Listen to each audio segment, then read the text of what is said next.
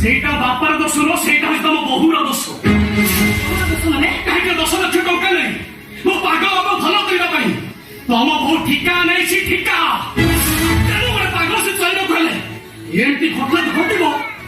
ସେଇଟା ପାଗଳ ନୁହଁ, ସେଇଟା ଗୋଟେ ନାରୀ ମଣିଷ। ମୋ ସହିତ କଥାବାର୍ତ୍ତା କରୁଛି। କଣ କରିବୁ? କଣ କରିବୁ ତୁ?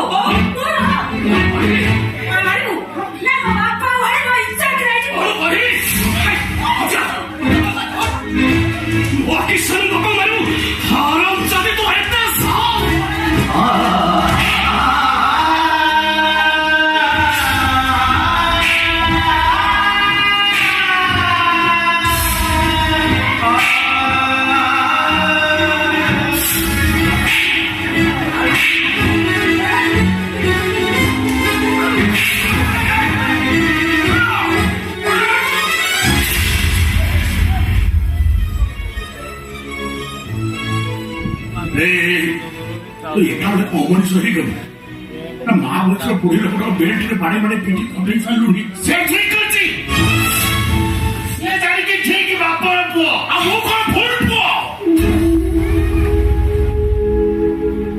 30 ବର୍ଷ ହେଲା ଅଭାବୀ ସଂସାରକୁ ଚଳିଗଲି। ମୁଁ କିଛି ନୁହଁ, ମା ବୟସର ବୁଢୀ ଲୋକର ସେ ବାଢନ୍ତି, ମୁଁ ତାକୁ ରକ୍ଷା କରେ। ମୁଁ ଭୁଲ କରିଥିଲି। ସଂସାର ତମର, ବହୁଛି ମୁଁ, ଭୁଲ ତମର, ଭୋଗୁଛି ମୁଁ। ଏବେ ମୁଁ ବୁଝୁଛି ସତରେ ସତରେ ତମେ ଗୋଟେ ପାଗଳ ମଣିଷ। ପାଗଳ ତମେ ଆହୁରି ମଧ୍ୟ ପାଗଳ ହେଇସାରିଲଣି। ଆରେ କାମିনী କାଞ୍ଚନ ମୋହର ଭାଇ ବାପା ପାଗଳ ବି କରୁନାହାନ୍ତି, ବଡ ବାପାଙ୍କ ପାଗଳ ବି ପ୍ରବଳ କରି ତମେ କାମିনী କାଞ୍ଚନ ମୋହର ପଡି ତମ ସମସ୍ତଙ୍କୁ ସର୍ବନାଶ ପଥରେ ପଥିକ କରିଦେଇଛ।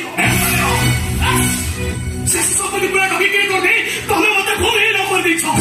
ଆଉ ସେଇ କଥା ଭଉଣୀକୁ ଲଗେଇ ଗୋଟେ ସୁନ୍ଦର ସ୍ତ୍ରୀ ଆଣି ତମେ ଲୁଚି ଲୁଚି ସଂସାର କରୁଛ। ସଂସାର ବଡ କଥା ଶୁଣୁ, ତୁମ ବହୁ ଚରିତ୍ରରେ କଳଙ୍କ ଲଗେଇ ଦେନ। ଆରେ ସେ ତ ସ୍ୱର୍ଗର ପବିତ୍ର ଗଙ୍ଗା ଏଠିକି ଆସିଛି ତମମାନଙ୍କୁ ଉଦ୍ଧାର କରିବାକୁ। ଆରେ ଯୋଉ ଅଥର ଗୁପ୍ତ ଧନ ମିଳିଗଲେ ତାକୁ ସିଏ ନେଇଯିବନି, ତାକୁ ତମେ ମାନେ ଭୋଗ କରିବ। ମୋ ପୁଅକୁ ତମେ ଚିହ୍ନିଲ, ତା ସ୍ତ୍ରୀକୁ ତମେ ଏମିତି ବ୍ୟବହାର କରୁଛ ସେ ଶୁଣିଲେ